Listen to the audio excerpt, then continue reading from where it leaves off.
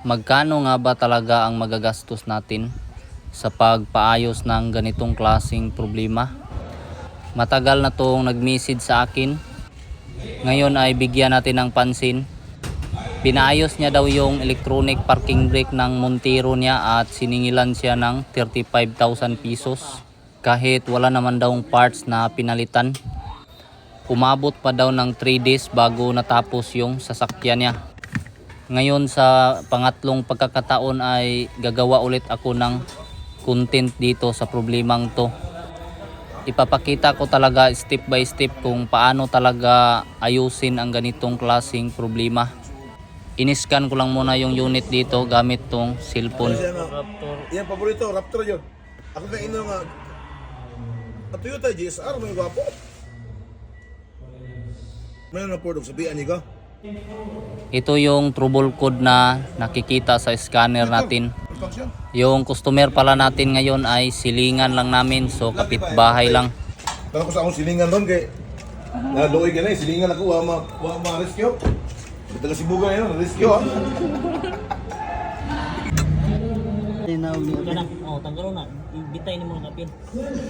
Bago ang lahat ay sasabihin ko lang muna sa inyo kung magkano ba talaga yung singilan namin dito. Para sa kaalaman ng lahat ay mahal po maningil si Mats Mechanic. Yun ang tandaan ninyo. Singilan namin dito nasa 3,000 to 7,000 pesos. Nagdepende kasi yan kung gaano kalaki yung damage. Palagay nating malaki yung damage at gumastos siya sa amin ng 7,000 pesos. So medyo kunti lang naman yung diferensya kapag i-compare natin doon sa 35,000. Pero ngayon dahil sa pinanood mo yung video na to, ang mangyayari ay wala ka nang babayaran pa. So libre ka na dahil ikaw na mismo yung gagawa ng sasakyan mo. So ngayon ano ba talaga yung problema? So ito, observe natin nag-stack up yung gear. So kita natin kahit anong pihit yung ginawa ko ay ayaw talagang tumuyok-tuyok. Ibig sabihin ay ito yung dahilan bakit hindi siya gumagana. Ito yung pinakakumo na nangyayari at pinakamadalas na nangyayari. Kaya hindi gumagana yung electronic parking brake ng Montero natin. Wala tayong ibang gagawin dito kundi ligwat-ligwati natin ng maraming bisis para matanggal siya. Tulad dyan. 3 gear yung nandito, yung maliit at saka itong kulay puti at saka itong tinanggal ko. Pero dito sa 3 ay itong gear na to lang yung nag-i-stack up. Observe natin dito nang binalik ko ay ayan, nag-stack up agad siya. Ang tanong bakit laging nag-stack up ang gear na to? Yun ay dahil sa natutuyo yung grasa at hindi na siya makapag-lubricate. Kaya sumisikip yung butas ng ano-ano dito.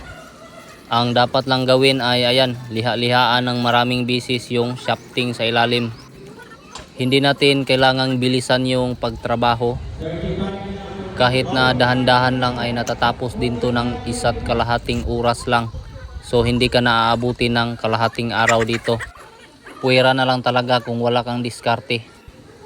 So medyo matagal-tagal lang tong pagliha natin kasi matigas yung shafting. Tapos dito naman ay nagdesisyon ako na lihaan din ng kunti yung butas. Kahit anong diskarte pa yung gawin ninyo, ang importante ay tumuyok-tuyok na siya at hindi siya mag-stack up. Yung shafting lang talaga ng gear yung kailangan nating ituduliha. Kasi yun yung pinaka madaling lihaan. So bali ito dito banda. Siyempre pagkatapos malihaan ay lagyan natin ng grasa yung mga gear natin kasi plastic yung mga gear na to. Ang trabaho lang naman dito ay liha-liha at pahid-pahid ng grasa. Pagkatapos ay pwede ka nang maningil ng 35,000. Yung pagkabit ay dapat sabay ikabit yung 2 gear. So ganun lang, napakadali lang naman. Tapos lagyan ng lock.